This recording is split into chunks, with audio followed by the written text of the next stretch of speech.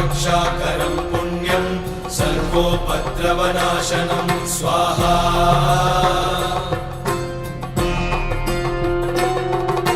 सर्वसम्पत्करं चैव स्वर्गमोक्षप्रदायकं ध्यात्वा नृसिंहं देवेशं हेमसिंहासनस्थितं स्वाहा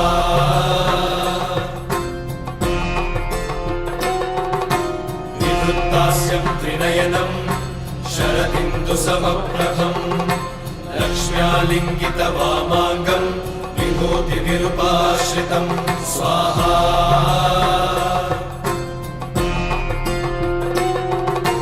चतुर्भुजं कोमलाङ्गं स्वर्णकुण्डलशोभितं श्रिया सुशोभितोरस्कं रत्नकेयूरमुद्रितं स्वाहा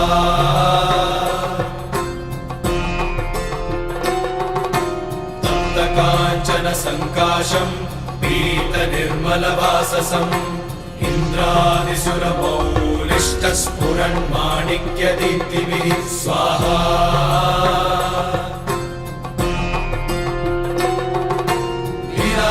हीराधितपदद्वन्द्वं शङ्खचक्रादिहेतिभिः गरुत्मता च विनयात् स्तूयमानं मुदान्वितं स्वाहा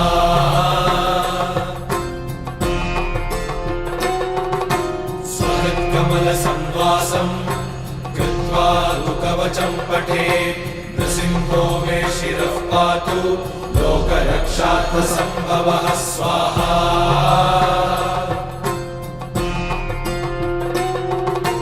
सर्वगोपिस्तम्भवासः फालं मे रक्षतु ध्वनिं नृसिंहो मे दृशौ पातु सोमसूर्याग्निलोचनः स्वाहा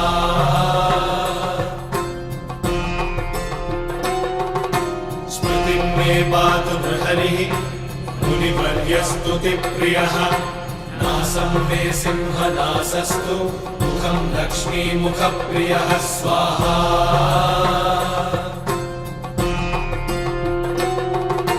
सर्वविद्याधिपः पातु नृसिंहो रसना मम वक्त्रं पात्विन्दुवदनं सदा प्रह्लादवन्दितः स्वाहा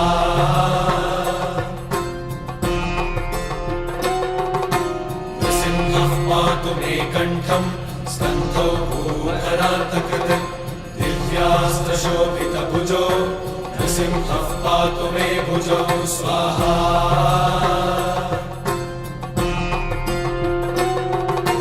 करौ मे देववरदो नृसिंहः पातु सर्वतः हृदयं योगिसाध्यश्च निवासं पातु मे हरिः स्वाहा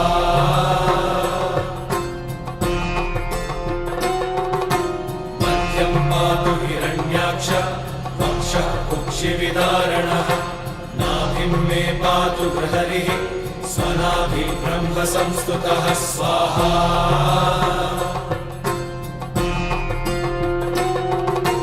ब्रह्माण्डकोटयः कट्यां यस्यासौ पातु मे कटिं गुह्यं मे पातु गुह्यानां मन्त्राणां गुह्यरूपधृक् स्वाहा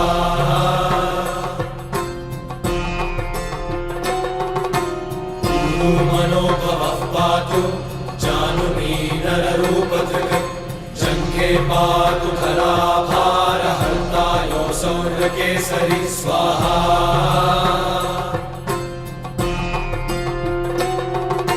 सुरराज्यप्रदः पातु पादौ मे बृहरीश्वरः सहस्रशीर्षा पुरुषः पातु मे सर्वशस्तनुं स्वाहा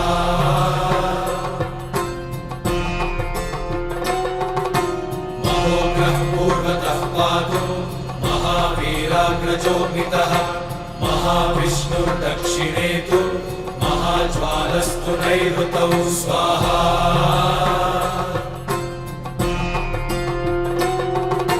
पश्चिमे पातु सर्वेषु दिशि मे सर्वतोमुखः नृसिंहः पातु वायव्यां सौम्यां भीषणविग्रहः स्वाहा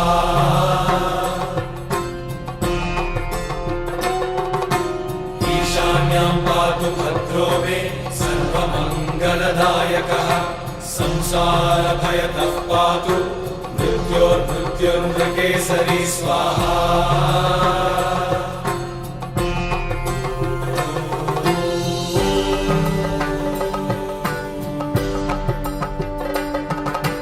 गर्जन्तं गर्जयन्तं निजभुजपटलं स्फोटयन्तं हरन्तं।